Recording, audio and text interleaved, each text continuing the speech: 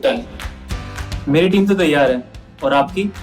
Select your team on Play Spot and start playing अपना game. Download the app now. नमस्कार, बिहार तक में आपका स्वागत है।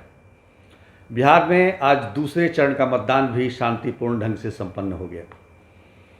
17 जिलों के 94 विधानसभा सीटों पर आज मतदान था। यूँ कहें तो 3 चरणों के इस चुनाव में सबसे ज़्यादा विधानसभा में चुनाव होने वाला यही चरण था, 94। और ये निर्णायक चरण है, क्योंकि दोनों तरफ से जो दावे किए जा रहे हैं, चाहे एनडीए हो चाहे वो महागठबंधन हो, सरकार बनाने के जो दावे किए जा रहे हैं, उस दावा को अगर कोई पूरा कर सकता है तो ये चरण है। ये इसलिए इसको निर्णायक चरण हम कह सकते हैं। आज 94 जो विधानसभा के चुनाव क्षेत्रों में चुनाव हुए, उसमें पटना भी शामिल था। पटना के शहर के जो 4 विधानसभा क्षेत्र है, यूँ तो पटना ज़िले में 14 विधानसभा क्षेत्र हैं और कुल 9 सीटों पर आज मतदान हुआ। 5 पर पहले चरण में मतदान हो चुका था। तो शहरी क्षेत्रों की बात करते हैं तो शहरी क्षेत्रों में मतदाताओं का रुझान काफ़ी उदासीनता भरा हुआ दिखाई दिया और मतदान केंद्रों पर जो कतार जुटनी चाहिए थी, जो भीड़ दिखनी चाहिए थी, वो भीड़ दिखी नहीं। इससे ये लग रहा है कि मतदान का प्रतिशत बहुत ज़्यादा नहीं जाएगा।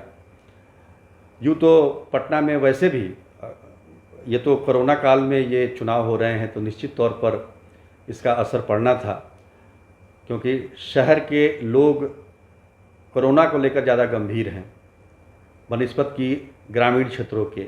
इसलिए आपने देखा होगा कि ग्रामीण क्षेत्रों में मतदान का प्रतिशत अच्छा रह रहा है बनिस्बत की शहर के। और यही वजह है कि पटना में भी मतदान का प्रतिशत बहुत ज़्यादा होने की उम्मीद नहीं दिख रही है, संभावना नहीं दिख रही है इसकी। जबकि ये आप कह सकते हैं कि पटना जो है वो केंद्र है राजनीति का, पूरे बिहार का। सारे बड़े नेता, पॉलिसी मेकर सब यहीं बैठते हैं, यहीं से रणनीति तय होती है, समीकरण बनते हैं। आज देखिए, सबों ने वोट डाला। मुख्यमंत्री नीतीश कुमार ने वोट पटना में डाला, प्रतिपक्ष के नेता तेजस्वी यादव ने वोट डाला, उप मुख्यमंत्री सुशील कुमार मोदी ने अपना वोट राजेंद्र नगर में डाला। इस सब के बावजूद भी लोगों में जो एक अपना वोट डालने का एक जज्बा होना चाहिए, एक जोश होना चाहिए, उसकी कमी दिखाई दी। और जैसा कि मैं पहले कह रहा था, हो सकता है कि कोरोना की वजह से ऐसा हो रहा हो। लेकिन पिछले चुनाव का भी हम अगर जिक्र करें तो हाल में ही चुनाव हुआ था लोकसभा का। तो लोकसभा के चुनाव में जब इन विधानसभाओं के वोट प्रतिशत की हम बात करते हैं तो काफ़ी निराशा हाथ लगती है। पटना ज़िले में 2 लोकसभा क्षेत्र हैं, पटना साहिब और पाटलिपुत्रा। पटना साहिब में आप विश्वास नहीं करेंगे कि 46% मतदान हुआ था पिछले लोकसभा में, जबकि यहाँ शत्रुघ्न सिन्हा, रविशंकर प्रसाद उम्मीदवार थे, नरेंद्र मोदी का वेव चल रहा था। 46% मतदान। और उसी पटना साहिब में ये चारों विधानसभा आते हैं जो कि शहरी क्षेत्र के हैं। इसमें दीघा में पिछले लोकसभा के चुनाव के दौरान महज 40% मतदान हुए। इसी तरह से बांकीपुर और कुम्हरार में 37% मतदान हुए थे। लोकसभा की मैं बात कर रहा हूँ। हाँ, पटना साहिब में जो विधानसभा क्षेत्र है उसमें 56% जरूर मतदान हुए थे।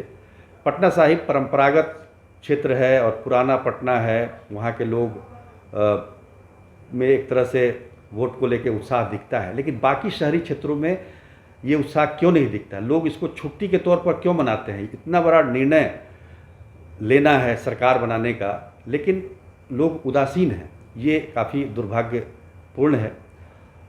ख़ासतौर पर मुझे तो लगता है कि कुम्हरार और बांकीपुर 2 ऐसे क्षेत्र हैं जहाँ पिछले साल जो जल जमाव हुआ था पटना में, उस सबसे ज़्यादा प्रभावित इन्हीं क्षेत्रों को किया था। और लोगों को काफ़ी अपने जनप्रतिनिधियों से शिकायत भी थी। लेकिन आप शिकायत केवल सामने करेंगे, आप उसके अधिकार का प्रयोग नहीं करेंगे तो फिर उसका कोई मतलब नहीं रह जाता है। तो इस तरह से देखें तो पटना ने एक बार फिर निराश किया। हालांकि कोरोना की वजह से मतदान केंद्र भी ज़्यादा बनाए गए थे और काफ़ी अच्छी सुविधाएं भी दी गई थी, तो हो सकता है कि मतदाताओं के बढ़ जाने की वजह से वो कतार ना दिख रही हो, लेकिन फिर भी वो जोश नहीं दिख रहा था। बाकी बात करें तो आज राघोपुर में भी चुनाव हुआ है।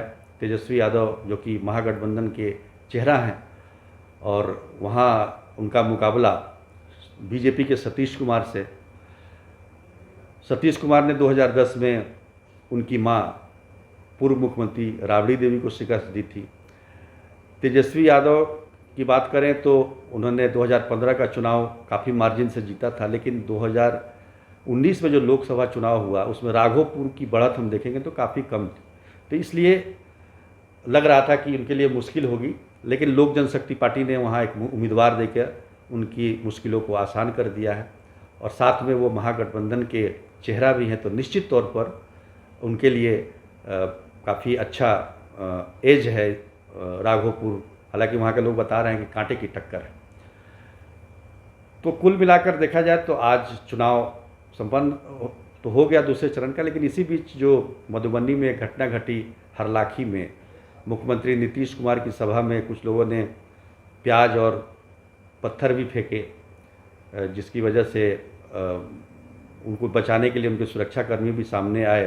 हालांकि नीतीश कुमार ने कहा कि फेंकने दो, ये तमाम बातें। तो इस तरह की राजनीति इस चुनाव के दौरान देखने को मिल रही है, नई तरह की राजनीति, जहां दूसरी की सभाओं में जाकर लोग इस तरह से हंगामा भी करते हैं।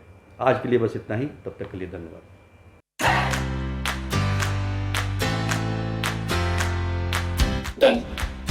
मेरी टीम तो तैयार है और आपकी? Select your team on Play Spot and start playing अपना game. Download the app now.